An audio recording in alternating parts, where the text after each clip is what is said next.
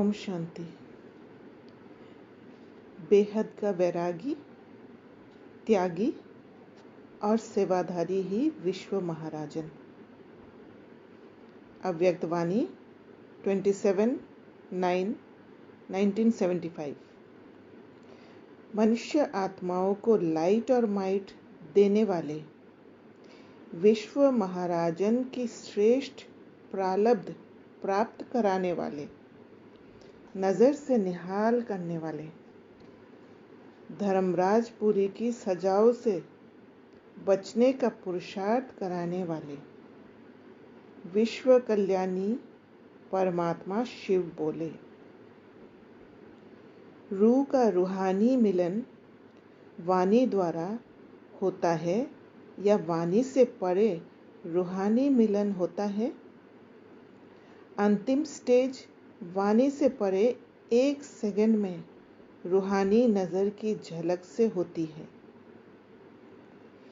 ये जो गाया हुआ है कि झलक दिखा दो, वह नैनों द्वारा मस्तक मणि का गायन है। अंतिम समय नजर से निहाल करने का ही गायन है। आप हर एक लाइट हाउस और माइट हाउस की स्थिति में होंगे तो एक स्थान पर स्थित होते हुए भी विश्व के चारों ओर अपनी लाइट और माइट देने का कर्तव्य करेंगे। इसमें भी विश्व महाराजन बनने वाले लाइट और माइट हाउस होंगे। राजपद पाने वाले के संपर्क में आने वाले साहूकार व प्रजा लाइट हाउस नहीं होगी, बल्कि लाइट स्वरूप होगी। लाइट और माइट हाउस दोनों में अंतर है। विश्व महाराजन बनने के लिए जब तक विश्व सेवक नहीं बने हैं, तब तक विश्व महाराजन नहीं बन सकते। तो उसके लिए विश्व सेवक बनना जरूरी है। और विश्व सेवक बनने के लिए हमेशा उस स्थिरता में रहे, चाहे कैसा भी परिस्थिति आए, कैसी भी बातें आए, फिर भी उस स्थिरता की स्थिति जो है वही बना देगा लाइट और माइट फैलाने वाला विश्व सेवक। विश्व महाराजन बनने के लिए 3 स्टेजेस से पार करना पड़ता है। वे कौन सी है? पहली स्टेज 1 सेकंड में बेहद का त्यागी, माना कोई प्राप्ति का इच्छा नहीं, किसी से कुछ पाने का इच्छा नहीं, सेवा के बदले में। सोच करते समय गंवाने वाले नहीं, लेकिन झट से और एक धक से बाप पर बलिहार जाने वाले, बाबा के लिए सेवा। दूसरी बात, बेहद के निरंतर अथक सेवादारी। अपना स्थिति ही ऐसा हो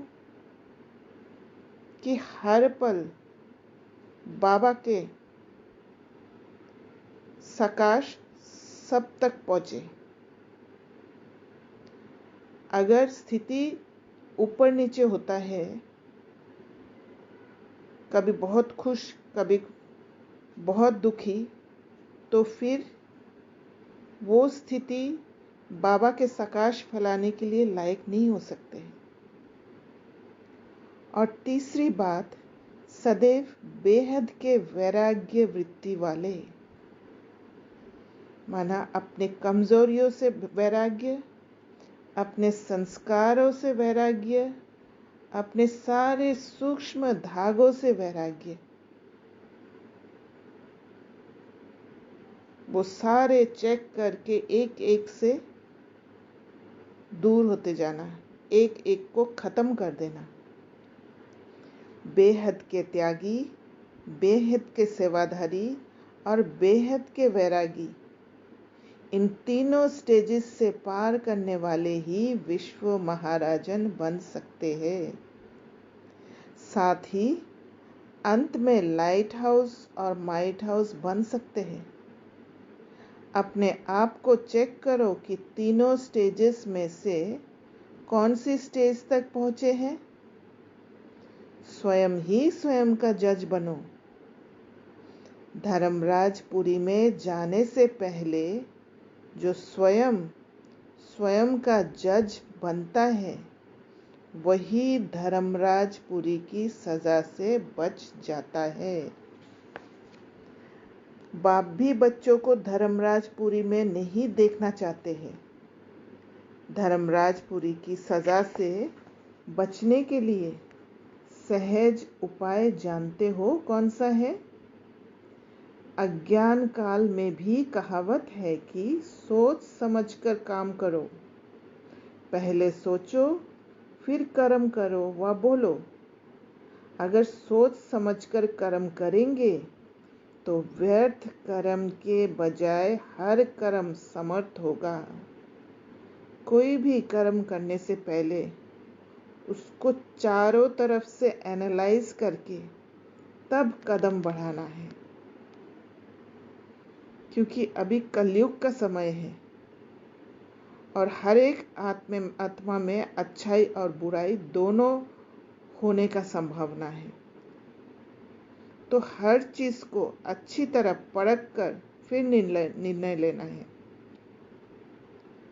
फिर उसको सुधारने में नहीं तो समय व्यर्थ जाता है। तो बाबा कहते कर्म के पहले सोच अर्थात संकल्प उत्पन्न होता है। ये संकल्प ही बीज है। तो सब कुछ सोच के जब संकल्प लेते हैं और वो संकल्प इतना प्योर हो, उसमें इरादा सिर्फ सेवा हो, वो निस्वार्थ भाव हो, तब वो संकल्प एक प्योर बीज में बोया जाएगा। और उसके लिए बहुत सोच समझकर कदम उठाना होगा। अगर सोचते समय आपके अंदर से डर पैदा होता है या कोई प्राप्ति का इच्छा होता है, तो वो संकल्प रूपी बीज प्योर नहीं होगा। अगर बीज अर्थात संकल्प पावरफुल है तो वाणी और कर्म स्वतः ही पावरफुल होते हैं। इसलिए वर्तमान समय के पुरुषार्थ में हर संकल्प को पावरफुल बनाना है। संकल्प ही जीवन का श्रेष्ठ खजाना है। तो संकल्प करने से पहले अपना स्थिति को परखना है, चेक करना है, जज करना है कि आपका स्थिति ऐसा तो नहीं है कि कंफ्यूजन में है, करे कि नहीं करे, जाए कि नहीं जाए, उसके साथ कुछ डर तो नहीं समाया हुआ है। तो ये सारा चीज चेक करके तब संकल्प करना है, क्योंकि संकल्प ही जीवन का श्रेष्ठ खजाना है। जैसे खजाने द्वारा जो चाहे जितना चाहे उतना प्राप्त कर सकते हैं, वैसे ही श्रेष्ठ संकल्प द्वारा ही सदाकाल की श्रेष्ठ प्रारब्ध पा सकते हैं। सदैव ये छोटा सा स्लोगन स्मृति में रखो कि सोच समझकर करना और बोलना है, तब सदाकाल के लिए श्रेष्ठ जीवन बना सकेंगे और धर्मराजपुरी की सजाओं से बच सकेंगे। जब वो संकल्प पवित्र होगा, वो कार्य भी पवित्र होगा, वहां पर सफलता भी होगा और धर्मराजपुरी की सजाओं से भी बच जाएंगे। जैसे जज का कार्य क्या होता है?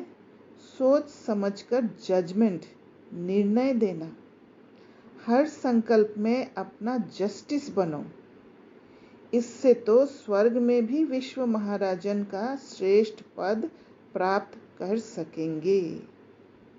अच्छा, आज विशेष नए नए बच्चों से मिलने के लिए बाप दादा को भी पुरानी प्रकृति को अधीन करना पड़ा।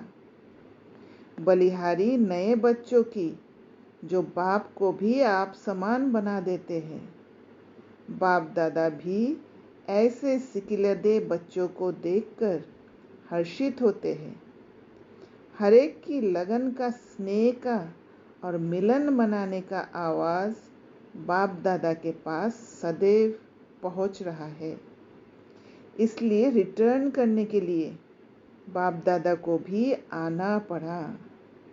अच्छा, ऐसे अति स्नेही सिकिलधे, सदैव एक की लगन में मगन रहने वाले, last so fast, fast so first division में आने वाले तीव्र पुरुषार्थी बच्चों को बाप दादा का याद प्यार और नमस्ते। ऐसे मीठे प्यारे बाप दादा को हम बच्चों का याद प्यार और नमस्ते।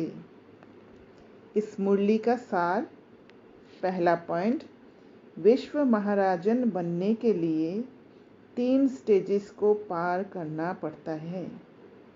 1 सेकंड में बेहद के त्यागी, बेहद के निरंतर अथक सेवाधारी और बेहद के वैराग्य वृत्ति। दूसरा, विश्व महाराजन बनने वाले लाइट हाउस और माइट हाउस की स्थिति में स्थित होकर विश्व के चारों ओर लाइट और माइट देने का कर्तव्य करेंगे। तीसरा, सदैव ये छोटा सा स्लोगन स्मृति में रखो कि सोच समझकर करना और बोलना है, तब सदाकाल के लिए श्रेष्ठ जीवन बना सकेंगे और धर्मराजपुरी की सजाओं से बच सकेंगे। चौथा, अंतिम समय नजर से निहाल करने का ही गायन है। अच्छा, ओम शांति।